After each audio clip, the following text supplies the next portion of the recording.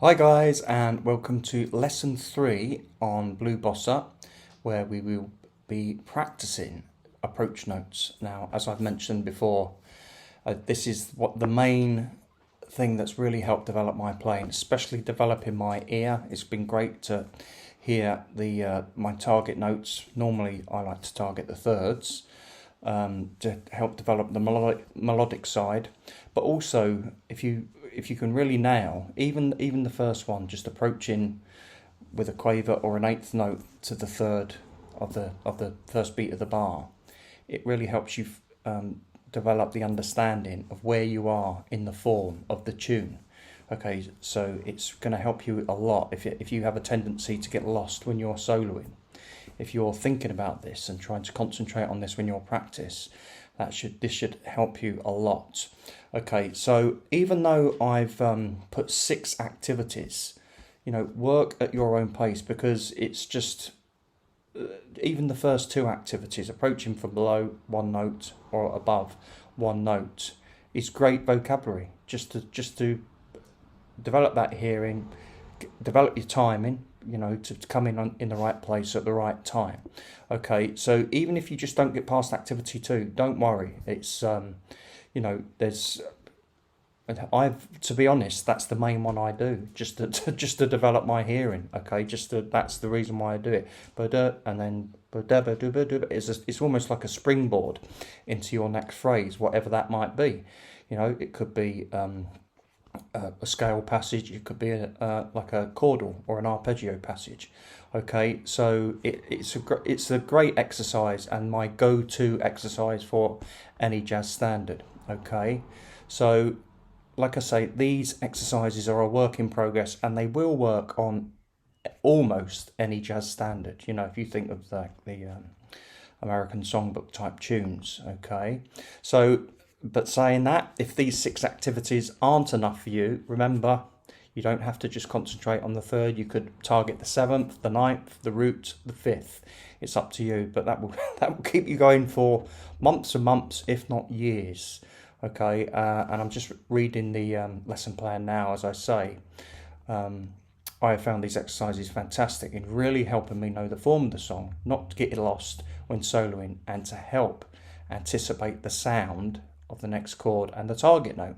Okay, and personally, as I've just said, I really only practice using the third. Okay, so mainly 1 note above, 1 note below, and 2 notes above, 2 notes below.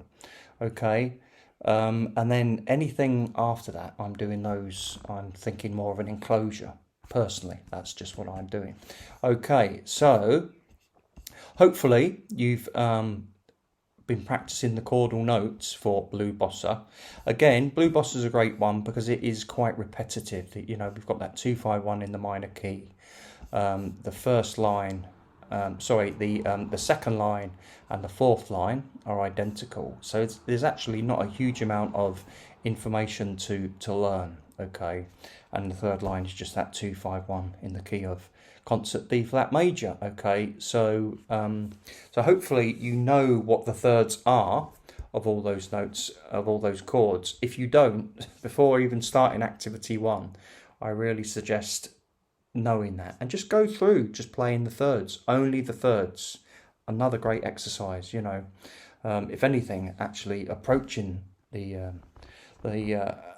third is an extension activity, really. If you can just hear that third and stay on that third, okay, that's gonna help you certainly develop your melodic side and that side of the hearing. Okay, so now let's have a listen to activity 1, which is approaching the third with a quaver, or for our American and Canadian friends, an 8th note. Okay, so approaching from below. Okay, so here we go. This is how it sounds.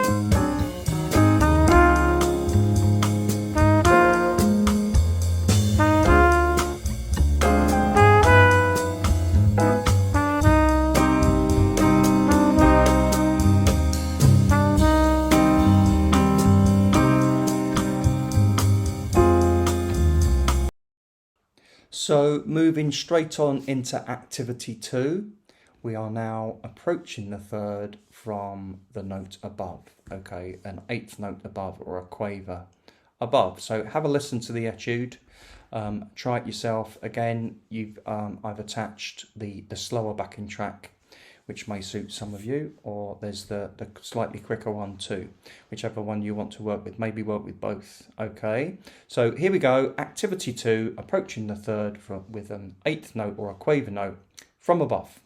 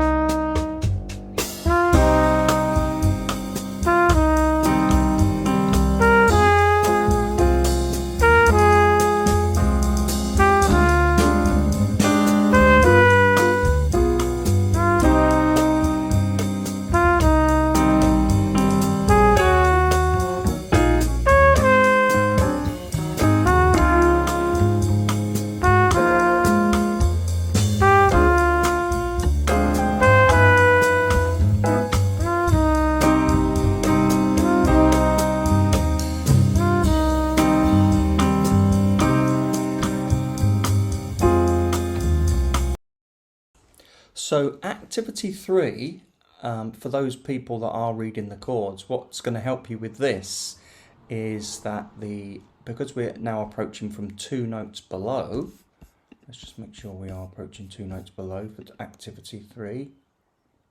Approaching from below, we always start on the root of the chord. So if we're going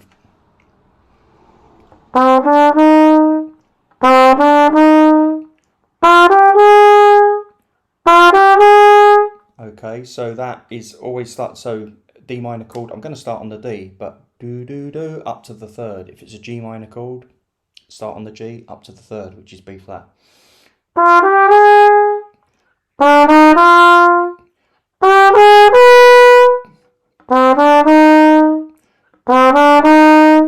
And I'm staying diatonic with all of these on the approach notes below and above for 2 notes, okay? So always diatonically. So as I'm approaching a bar, I'm in the key of that bar, okay?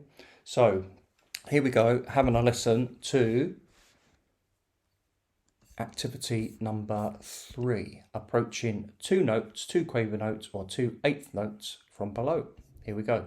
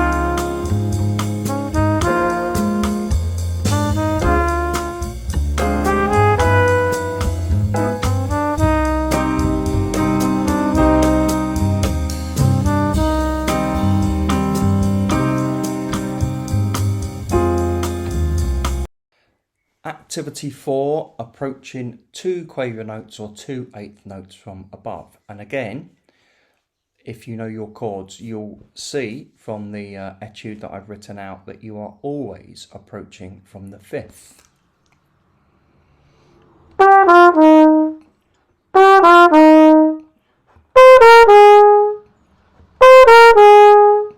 Okay.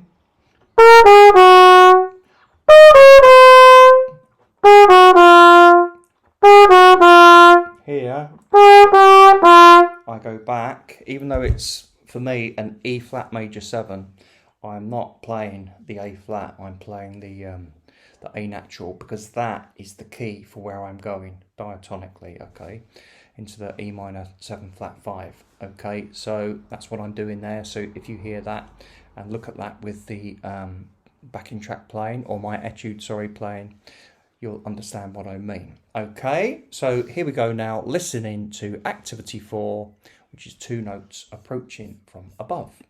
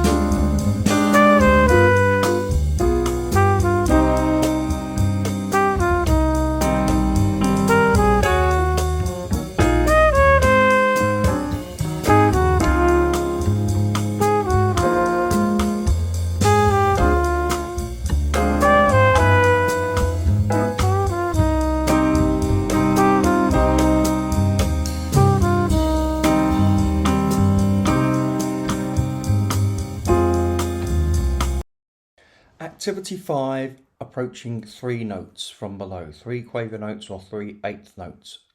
You always start on the 7th, okay? So starting on the 7th of the chord, so of where you're going to. So if I'm approaching the 3rd,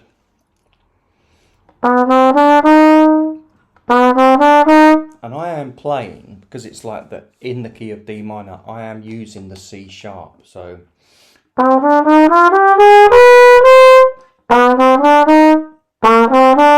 it doesn't sound particularly nice if you use the C natural or the natural note, the natural 7th. Use the sharp 7th to give it that nice minor feel. Okay. Now I've just stayed in the diatonic key because just to make it less confusing. If you want to use, because it is for me a G minor, if you're in concert pitch, bars 3 and 4 will be F minor. It will be D minor if you're in E flat. So if you wanted to, you could, but I've written it to stay diatonic. So to give it that minor feel as well, you could. Okay, but that chord is just chord 4 within that minor key. Okay, so that's what I've done. I've sharpened the natural 7th there. And remember, you are always starting on the 7th, if that helps. Okay, but you want to try, and eventually, as I say, as time goes on, the more and more you practice, the more and more repetitions, you will eventually just be able to look away and not need the music at all to understand the chords. Now, this is just a way to help you navigate the chord changes using some vocabulary, okay? Because you might do something like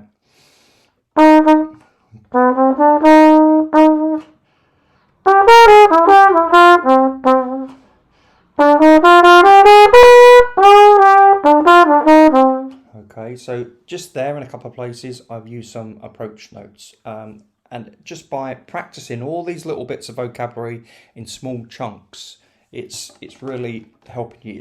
We're not overwhelming ourselves, okay? And like I say, if you can do it in one tune in one key, it's quite easy then to transfer that skill on into other tunes and into other keys.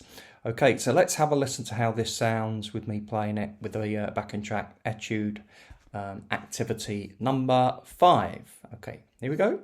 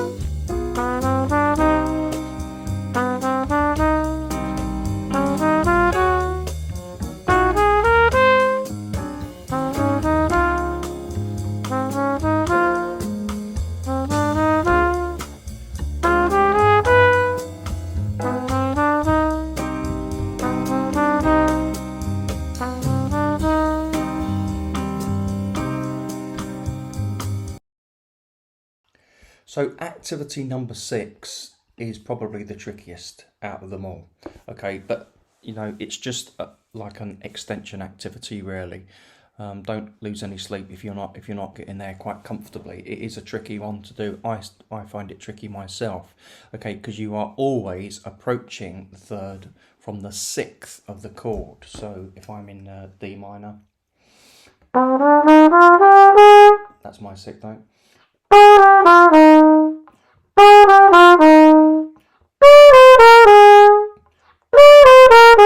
You know, but that would be really nice to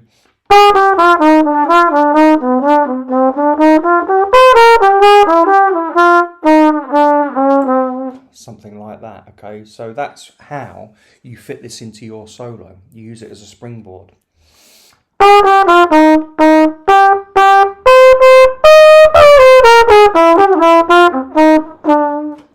Okay, so you can see how that can help you with your vocabulary and your soloing.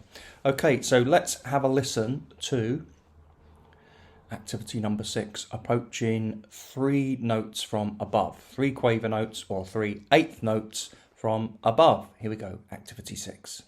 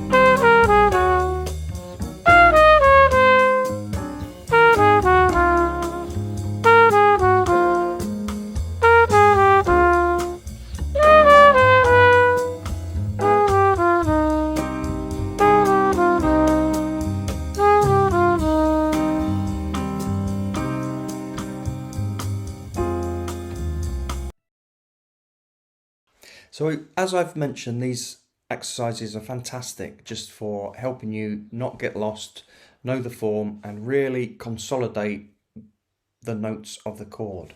Okay, especially the third, because we can, as horn players or when we're playing a line, you know, whatever instrument we play, when we're playing a solo line, we can only play one note at a time. I know, you know, guitars and pianos can play a chord, but if we're actually playing, you know, like a line like Charlie Parker or Clifford Brown, that type of melodic jazz improvisation line, we're approaching either from above or below. Okay, so this is going to really help with that.